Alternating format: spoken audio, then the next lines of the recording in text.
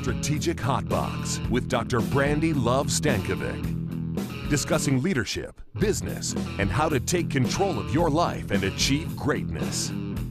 From the streets of Las Vegas, energized, informed, and never diluted. It's time to kick some ass. Hey, it's your girl, Dr. Brandi Stankovic, and you are here on the Strategic Hotbox with me. And it is an episode called Winning. Yeah, it's about to happen. It's all about the win-win. And we are going to talk to our subject matter expert, Jeremy Roadruck, here in just a second. Check it out. So as you know, on the Strategic Hotbox, we learn, we love, and we kick some ass. In the Learn section today, we're going to talk about win-win. What does that mean? Why the philosophy? How is it relevant today? In the Love section, we're going to talk to Jeremy and hear about his expertise. And he is a real-life ninja. If only my boys were here, they would love it. And in the KickAss section, we're going to give you some tools that you can start implementing right now. So whether you're driving, you're in the gym, you're at your computer, if you're watching or listening, you can start implementing these tools today, right now.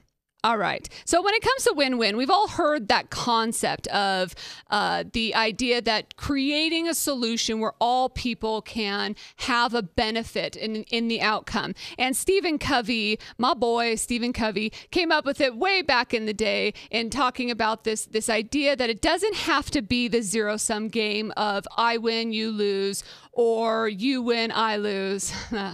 Just kidding. I never lose. It wouldn't be that way around. No, but this idea of a zero-sum game of the one person being clear and the other person it going the other way around. And so I think that the idea that there being mutual benefit of all parties involved is an important kind of concept to think about and a balance of that. Now, I also think that there's a challenge of this idea or concept in the win-win front in the idea of everybody gets a trophy. We're in this generation of people where everyone gets a participation trophy. Now, for those of you that have children or have been around children or were a child once in your life, I'm sure you've thought about the concept of the participation trophy. And I'm actually, I go back and forth on this idea. I don't think it's appropriate for us to reward mediocre behavior by all. Right? On the flip side to that, I'm thankful and happy that the referees don't keep score, excuse me, on my kids' basketball and soccer games, because I think that in general, first, the kids keep score by themselves mentally anyway, and secondly, all it does is create a heightened level of feeling of excuse me, a feeling of insecurity or a feeling of loss or a feeling of I'm not good enough in very young children. And now there needs to be growth. There needs to be challenge. There needs to be those kinds of things. And don't you worry, we're having those conversations at home. But when you put that up in such a visible way with kids that are in growth and learning mode, it becomes a really intimidating environment. So I like the idea of there not being a score, but you're still going out there and being competitive and playing a teammate and that type of thing. So I think that there's somewhere a balance between it creating a win-win or a mutual benefit environment and not necessarily celebrating mediocrity, right? So there has to be somewhere in the middle. Our personal focus in our household is it's not all about winning, but we didn't come here to lose. Right. And so we say that every day before the kids go into their games, in the fact that it's not all about winning. It's about your own growth, your own working hard, your own getting better at what you're doing. But hey, at the end of the day, you did not show up here to lose today. And so it's about doing the best that they can possibly do. And one of the books that comes to mind for me, beyond, of course, Stephen Covey and the 7 Habits, is Whale Done by Ken Blanchard. I don't know if any of you listening or watching have read that book, Whale Done, but it talks about positive reinforcement and redirection can help increase productivity. And it tells the story of how when people train killer whales, right? So, and it's the idea that you can't, the concept of carrot and the stick, right? So you give people benefit or carrot incentive to do something, and then they hopefully will do more of it. Or you can give them the stick, which means, negative reinforcement of saying, no, bad person, and they'll do less of bad behaviors. Well, with a killer whale, you can't give them the stick. What are you going to do? Say, bad killer whale, they'll eat you. right? And so what they have learned in training killer whales is it has to be entirely around positive reinforcement. And there's something to that. And so this Whale Done book is all about how positive reinforcement can really build teams and build cultures. And one of the things that I pulled from that I really absolutely love is the idea of catching people doing things right. Instead of catching people doing things wrong, catch people doing things right. And so often I'll get in conversations with my colleagues or CEOs, and they'll have discovered something in the analytics. They'll get a report and find out one of their employees was doing this, or find out their team was doing that. And oh, I cannot believe I just found out their numbers are at this. And I always give the advice of, hey, go into the meeting and don't let them know that you've gotten this report. Go into the meeting and say, here's the tools that we have and the resources we have to help you do your job. Here's the results and outcomes that I expect for you in this job. Now, over the next month, I want you to do the best darn job you can possibly do. And in a month, I'm going to come back with some analytics, and we're going to talk about what happened. And then give them the chance to do something right. Because when you catch people off guard or you catch them doing things wrong, people can feel violated by that. And so I think that giving people the chance to turn their lives around, giving people the chance to do things right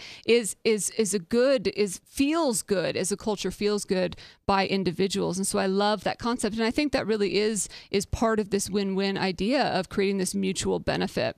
And so I like the concept, but it really is creating a balance of making sure it's a competitive environment and not celebrating things that aren't achieving. Because if we give everyone a participation, like, you're good, you're just going to get an annual raise just because we give everyone annual raises, that doesn't help anybody. Because we want, as an organization, we're just going to put ourselves out of business. If we're not growing and selling, then if giving people raises every year, you're ultimately just going to shrink the margins that you have to work within. We've got to be able to grow together as an organization, as leaders, as people. So let's talk to our subject matter expert, and he has a really great perspective in his work with people and with little tiny, humans, little kids, and people from all over the country. And he talks about children having an innate ability to seek the win-win. And I look forward to hearing his concept. So let's formally introduce Jeremy Roadruck. He is a Kung Fu master and a Pan-American champion. He's also a best-selling author and speaker and consultant. He's a Tony Robbins Master University graduate. So please join me in welcoming Jeremy. Hello there. Hello, it's great to be here. Thank you for having me. Do you introduce yourself to young kids as a real-life ninja? No, that would be a different system of training. I would be more like a warrior monk. Ooh, a warrior. I think my kids would be all over that. I love it. So tell us about your journey. Well, I had kind of a rough childhood. I switched gears at about 6 years old, and because I said so, stopped working with me at 6. Whoa. And so it made it challenging for a lot of the adults around me to get influence or to direct me or to guide me, because I know you're not going to kill me, so you can shut up. But I was smart enough not to be that obvious about it. So I became very manipulative and was really just not in a happy place for a very long time. And so about 26, I started martial arts at 20, and about 26, I kind of had some realizations, and it led me to expanding and realizing what I had been doing. And I had been playing a bunch of unconscious games between me and the world around me. Number one was, I have to survive. And for me, from a very young age, everything was about survival. So imagine playing tic-tac-toe with a 7-year-old who thinks, if I lose, I will die. They bring a little bit of intensity to the game, to say the least. And so that energy pushed people away. And so I had to start backing off of my energy, calming down, relaxing, trying to figure out why were things going the way they were going and what could I do different. And that led me to a lot of different explorations of cultures at a very young age, getting into and out of what we would call risky behavior, what I call adult behavior in pre-adult people. And I ended up starting martial arts when I was 20, and it was something that I had paid for. I took a best friend with me, and we went and checked out all the local schools where I lived, which is Dayton, Ohio. And we found one school where the instructor, Grandmaster Ming, he kind of challenged us to, I've been doing this my whole life, try and prove it wrong. And it was a great vehicle for me to get my body, my mind, and my emotions and my social skills to start working together. Because You can be intellectually dominant, but when everybody in the room can kick your butt, it shuts you really fast. No doubt about it. I love that. Mm. And so within about 3 months of starting lessons, I was assisting with classes. I was there 7 days a week. I was working in a sandpaper factory, and I wasn't super happy with where my life was going. And the martial arts became a tool to really work on myself on the inside and then bring that back out on the outside. And in fact, the third month into training, I started in March. In May, the Grand Master of our particular family had come to town to do a workshop. Couldn't make the workshop because I was working that day, but I went out for social time afterwards, and we were at a pool hall and we were playing pool. And Grandmaster Ming heard me say something about myself to myself out loud that was derogatory. Mm-hmm. And he stopped what he was doing, and he looked me in the eye and he said, "Hey, don't talk to yourself like that." And then he went back to playing pool. And I know my parents had told me the same thing in different ways, but who he was, how he said it, the way he caught my attention, it clicked for me. And I Mm-hmm. started paying attention to how I talked to myself, how I conducted myself. And the Sandpaper Factory gave me a great place to kind of reflect. Didn't require a lot of thinking because a lot of repetitive work. Mm-hmm. It allowed me to really start working on integrating and figuring out, I am a jerk to myself. Imagine that. So why am I, a jerk to everybody else? It starts inside and it rolls out. Mm-hmm. And so then I began to start like what I call today is playing different games. I started sending out different energy and people would respond to that. When I smiled at them first, they smiled back. When I made a joke, they laughed and they wanted to be around me more. Interesting stuff. Mm-hmm. Yeah. And so how do you define the win-win then? Is it that as creating positive behavior then brings positive behavior? Yeah, so the idea of the win-win for me is really it's an energy exchange, Mm-hmm. right? Can I help you to feel warm, big, and happy on the inside? And how can you, through our exchange, help me to feel warm, big, and happy? Because like when I'm coaching parents, your kid is going to get energy from you, good, bad, or sideways. They don't care the quality of the energy. They need quantity first. Mm. And so if they can't get it through love and appreciation and connection, then they will force it through argument, misbehavior, running away, right? Why do 2-year-olds run away? Because I get picked up, more energy. But if you're constantly, oh, I love how you're standing there. Can you give me a high five? Wait, are you still there listening and being a good example? That's so awesome. I love you. You're amazing. And if you keep catching them like that every couple of seconds, every couple of minutes, they're going to stay closer to you to get those rewards versus running away from you to get more Misbehavior. energy, to get your attention. Mm-hmm. So it's that idea for the game. How can I help you? And then how can that flow back to me? So it's like the Bob Berg book of Giver's Game, right? Mm-hmm. Or the Go Giver. It's the idea that you send the energy out because nature hates a vacuum. Once you send it out, it flows back from somewhere. Maybe this person, maybe another person, but the energy's there. You just got to get it going. Mm-hmm. Mm-hmm. And you're right about kids. They do, and we do bounce. They do take it from you regardless of what that energy is. And so sometimes it's not conscious as parents how our stress can trickle into their little bodies too. Absolutely. And when they're younger, this is a difficulty that little kids have is they don't know how to disassociate their thoughts, their feelings, their actions from you. Mm-hmm. So if you're irritated, frustrated with yourself and your inability to motivate them, connect to them, maybe you have something going on with work, you got a letter, an email, a phone call, you're frustrated and that energy is being expressed, the little kids think, that's my fault. I did that. Mm-hmm. And they don't think, I did something bad, they think I am bad. And that begins to influence their identity. And that leads to how they show up and how they behave and how that rolls forward.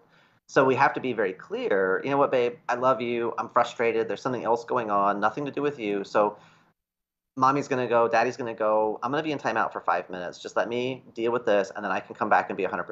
Is that okay with you? Mm-hmm. And that way I'm creating a dialogue with my kids to identify our feelings separate from our actions, and our relationship is something unique between the three of us. And so, between the two of us, between our thoughts, our feelings, our actions. And so we can separate that out and the kids can begin to see, I did this thing, I can change what I did, versus mommy, daddy has something else going on that's not about me.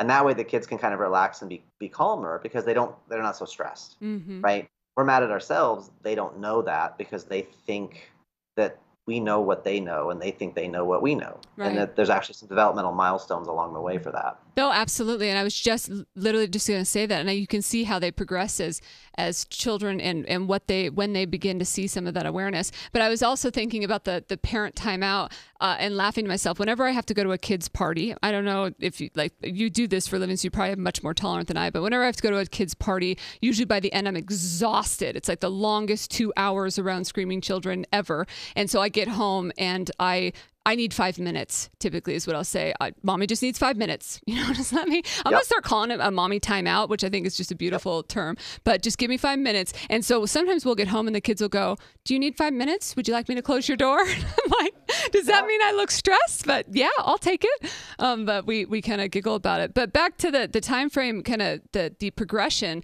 My older child is 8 years old now. And the other day I came home and I had talked to my husband on the phone, and he said when I walked in, he goes, I could hear your voice on the phone with Daddy, and I could tell something was wrong. Is something wrong? And I looked at him and I was like, wow, like that this is a new place that his brain is at, to be able to say, one, I discerned that your voice is not normal, and two, to be able to say, hey, something's up, tell me about it. And I love that they're growing as little human beings.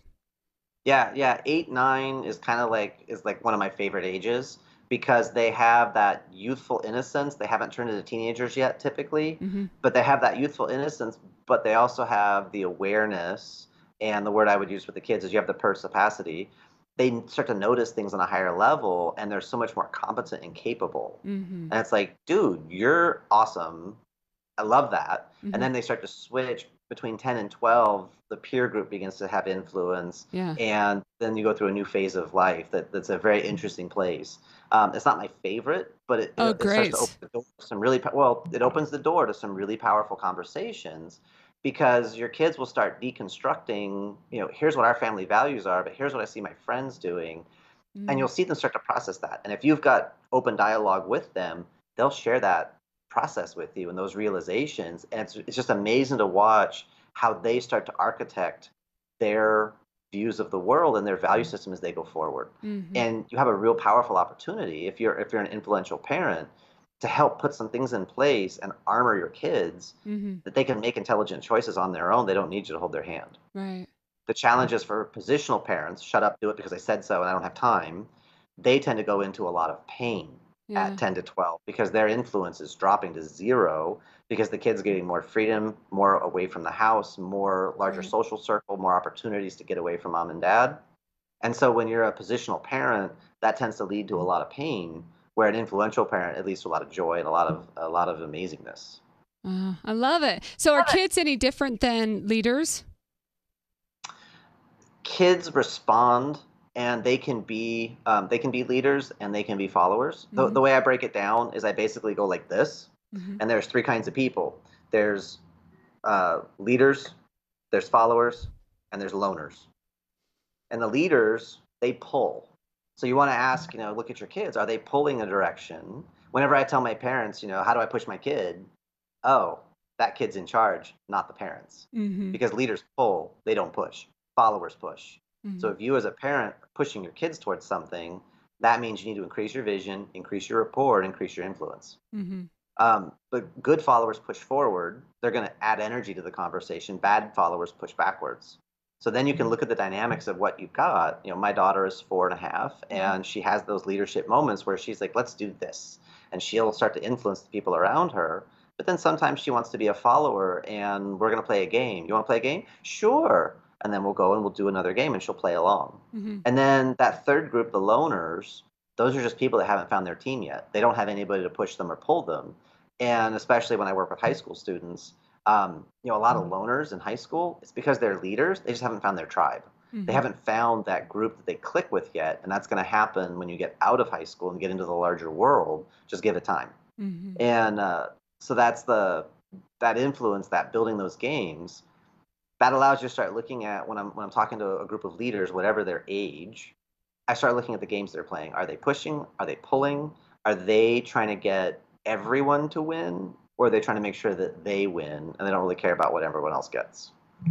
So when it comes to the positive games and the stories and the tools that you use to create camaraderie, how can people implement or start using some of that strategy? It begins with one of your fundamentals and you kind of said it already, right? About winning and losing. No, I never lose. I learn. Because I either win or I learn. There's no such thing as losing. Losing means I gave up and I went home and I quit. As long as I'm still in the field of whatever, field of competition, field of battle, field of business, field of education, whatever field I'm in, I might be getting D's right now, but I'm learning what not to do so that as I go forward, I can start eliminating those things and go find the things that work. So that win or learn, when you don't get your result, great. What did I learn not to do again? How can I implement that? How can I share that with other people so they don't waste time making the same mistakes? If you share your mistakes so that I don't copy them, and I share my mistakes so you don't copy them, we both get smarter, we both get more capable faster. And that's kind of the same idea with your team, as with your family, as with your staff. Whoever you've got, you can be open about your honest. I overshot this. I overspent this. How many people on the Forbes 400 list have filed bankruptcy? Good. They know what it means to try too hard or to reach too far, and they recovered, and they can share some wisdom. Fantastic. So you either win or you learn. Which one is it? What are we learning right now? And when you start to change it that way, it takes people out of reactionary mode where it's like, oh, I'm stupid and I'm worthless and I'm never going to get this. And they can begin to start being more proactive and going, well, this probably wasn't a good idea. Oh, yeah. And then because of that, I thought about this and then that wasn't so great. But what if I did it this way? That might be awesome. And so that way you get people to get out of a reaction and get proactive instead, start finding solutions. Sometimes in the mistakes, and you were describing in your difficult childhood, in the times where I've fallen down, or in those moments of loss, whatever that looks like for anybody's experience, that's when the greatest growth happens for people. And if we protect people from that, are we robbing them of their own growth?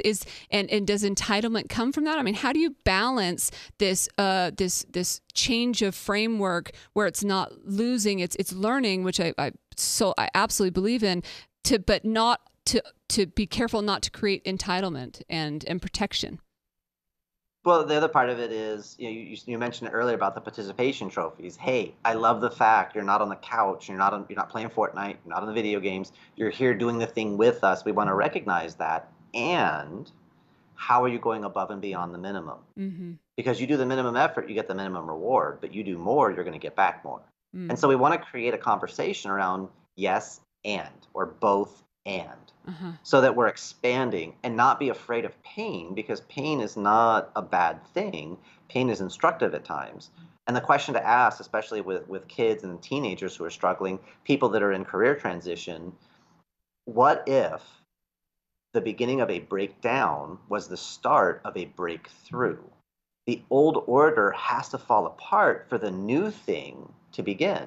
So what if the old stuff got you here, but for the next level, you have to change, you have to grow, you have to shift? And if we ask that question and leave it open, then the brain can start to work on the head, the heart. You can begin to work on the answer to that question versus what's wrong with me? Why can't I figure this out? Why do I make these stupid choices? Because your brain will go work on those questions too. So like whenever I see someone struggling, I don't ask what's wrong. Or when I have a kid fall down, hit the ground, I don't say what's wrong. I say what happened. Or I say, where's the blood? Because, I got to make sure there's no Right, no, yeah, right. Do I need to call an ambulance? Right. Right.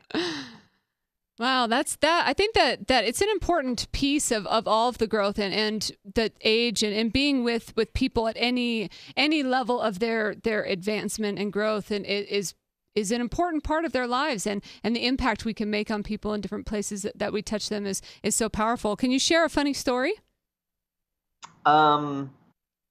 Funny story. Well, when I was 4, this is the kind of kid I was, because when I have parents come in and I ask them, what can I help you with? Most of the time it falls into either self-discipline or it's confidence. It's one of the two. And I was like, well, oh, my kid has so much energy. They don't listen. They don't this, that, and the other. Well, have you put him on a leash?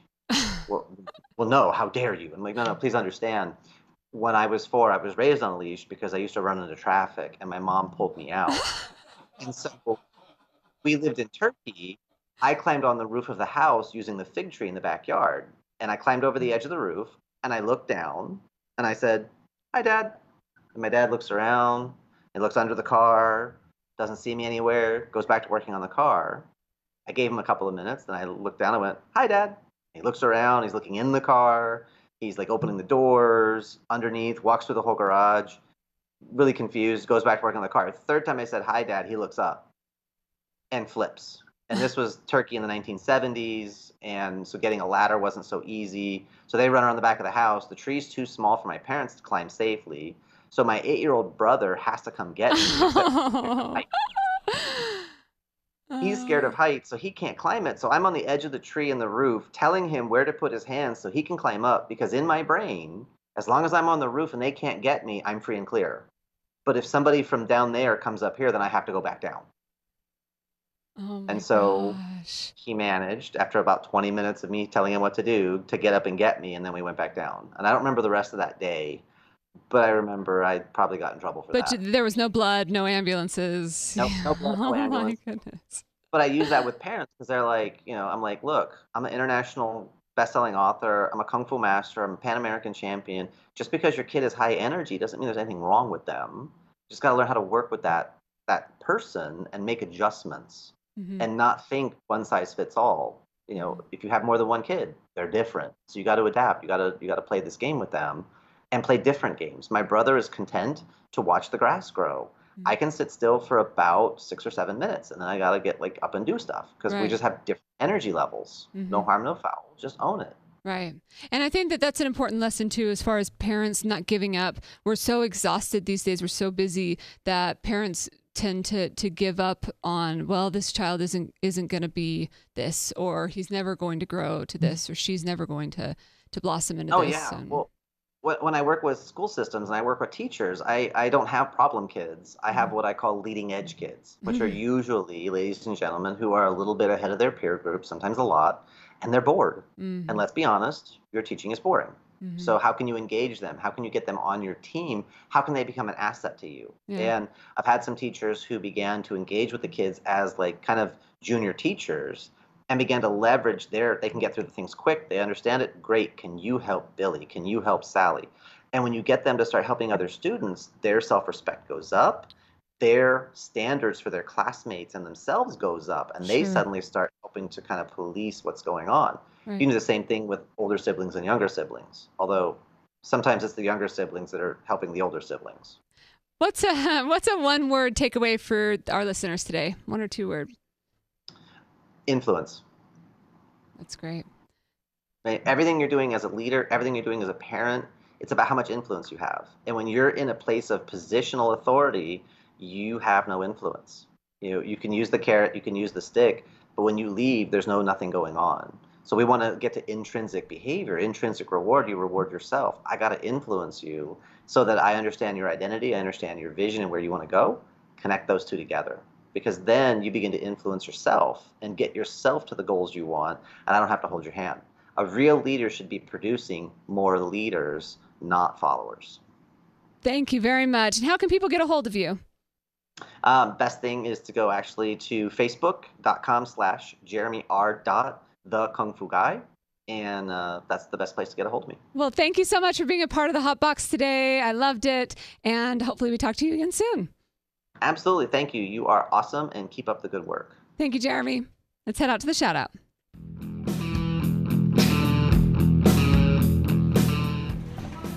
Soy Pablo Cornejo de Argentina y acabo de hacer un tour en bicicleta con Grasshopper Adventures en Bangkok. Está buenísimo, así que estoy muy contento de aparecer acá en Strategic Hotbox. Un abrazo, un saludo.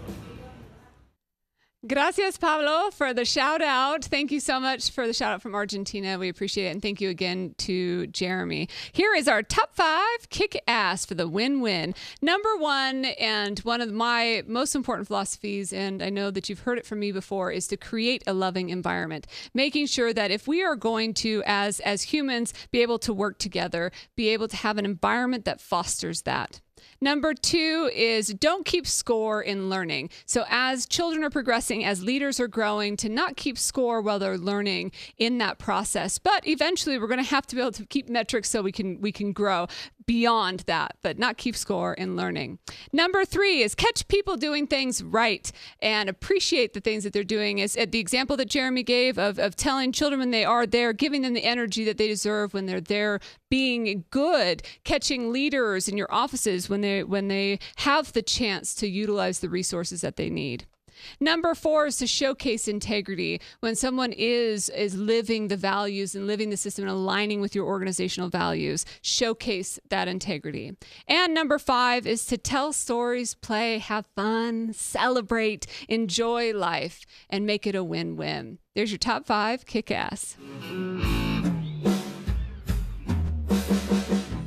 Thank you again to Jeremy and Pablo and all of you for listening to us here on the Strategic Hot Box. If you have any ideas for us, hit us up, Instagram, Twitter, or on our website. Until I see you again, get out there and kick some ass.